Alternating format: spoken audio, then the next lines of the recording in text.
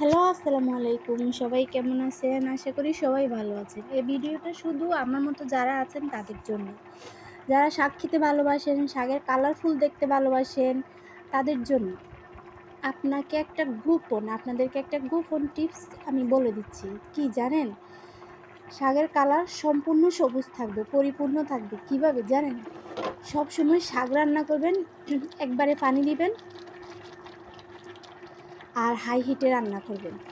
আমার এখানে দেখতেছেন আমি একবারে চুলের যত ফুল ফুল হিট আছে আমি সব ফুল হিট দিয়েই রান্না করতেছি।